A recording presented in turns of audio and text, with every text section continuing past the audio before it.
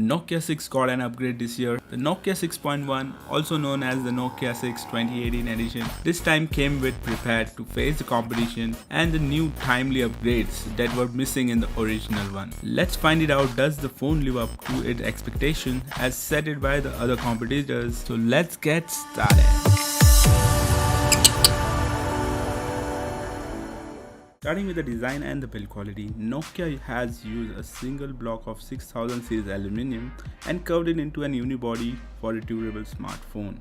The double anodized processor helped it to achieve a dual tone trim which looks good especially in the daytime. The phone which I am using comes with a 32GB of internal storage coupled up with a 3GB of RAM. There is a room for memory expansion up to 128GB. The weight distribution is good. The aluminum body is blending with the copper accent, making it good and quite settled. We have the black variant with us. There is also a white variant available. The phone has a chamfered edges on the side. The chamfer edges mixed with the copper accent rims which surround the phone and the fingerprint scanner and also covers the camera itself. With that fingerprint scanner has been repositioned on the back of the phone, the front now looks a lot cleaner as the physical keys are now replaced with the on-screen ones, but it retains the thick bezels on the top and the bottom. One thing to note here is the placement of the fingerprint scanner. You can see the fingerprint scanner isn't easily reachable. It is definitely in an awkward position. In the front, we get a conventional 5.5-inch IPS display. This is a Full HD display with the resolution of 1920 to 1080, which gives a pixel density of 400 pixels per inches. I would have loved to see a 18:9 display ratio with the 2.5D Gorilla Glass 3. The display feels pretty buttery and smooth. Addition to that, there is a double tap to wake up feature, also the ambient display feature, which means whenever you hold up the device, it will give you a glance of notification. Now come to the power and the performance. This is the area where you can see the major changes. Nokia has upgraded it from the entry level Snapdragon 430 to the Snapdragon 630. While the previous version of Nokia 6 used to struggle when pushed for the intensive tasks, this shouldn't be the case with the upgraded processor. And with the day-to-day use, the Snapdragon 630 was very snappy with no lags. And speaking about the gaming performance, the Adreno 508 GPU did a great job. I tested the phone with a couple of games, especially the Asphalt 8, which held up quite well. This brings us to the software side of the phone. The phone runs on a stock Android. It's a part of a Google Android One program. That means there won't be any bloatware and it will be among the first to receive the latest software updates. Nokia has promised 2 years of major upgrades and 3 years of regular security patches. Currently the phone is running on Android 8.1 with the April security update.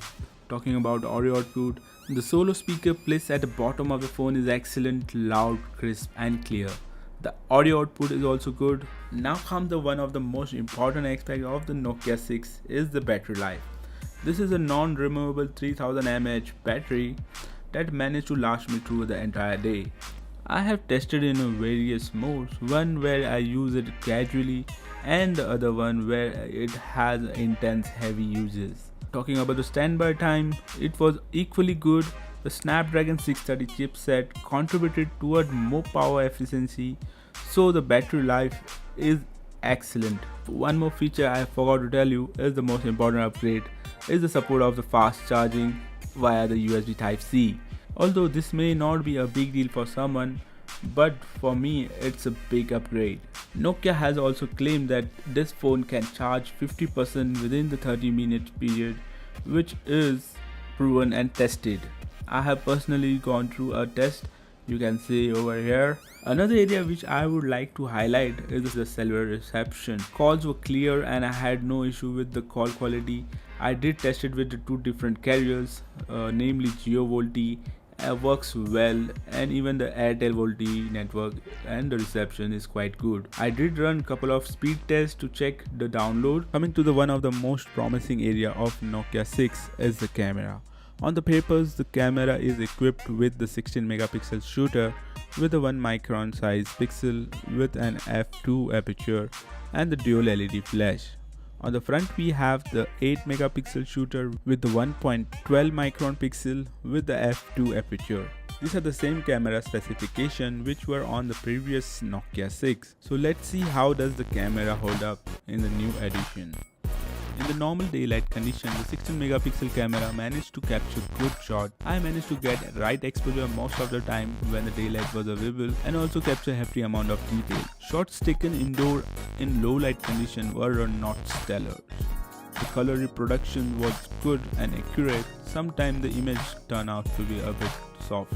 The capturing micro shots were a task. For some reason the phone had an issue focusing on the object. In some instance I had to readjust the focus by tapping on the screen multiple times to get a decent micro shot. Despite all the struggle, the outcome was not in my favor as I was expected. The lack of image stabilization just added to its misery. I wish Nokia had included some sort of stabilization when they given this price. Thanks to the Pro mode, which had more advanced features, I was able to play around with the settings and capture decent image. The interface is very much similar to what I have seen in the Lumia series. There are quite a few options like the exposure composition, shutter speed, ISO and the manual focus with the white balance. Using manual focus to capture a micro shot with some tweak, the outcome was a lot better than what I got from the auto mode. Shot taken in the darker had a fair bit of noise to it. The autofocus couldn't help to make the situation much better. The dual tone flash did a decent job of illuminating the scene. The low light performance was just average. Considering Nokia, I was expecting much better results, but that just was the case. Moving towards the front-facing camera, it did manage to perform well in the good light conditions. The selfie turned out to be good most of the time. The image quality goes for a toss when there is a lack of light when you take your selfies. Nokia has also added the bokeh mode or the portrait mode. There are some other modes which have been added like the Pothi mode. The video mode, the phone can shoot not just the 1080p but a 4K resolution. The front facing camera can record at 1080p. The overall camera experience, I'll say there are more improvement needed. In Nokia 6.1, given the specification, the camera is slightly disappointing. I hope Nokia fix few of these issues by updating the software. I agree it won't dramatically change the picture quality altogether, but there will be a surely noticeable improvement. So should you buy the Nokia 6.1? Going by the price, the Nokia 62018 has been priced at $1699. The phone has a terrific build, great performance thanks to the Snapdragon 630 chipset and the 3 gigs of RAM with the good battery life and promise of the regular updates. So comment down below what is the alternate mobile you chose over Nokia 6.1 and why. So this is me signing off. Adios amigos. See you later guys.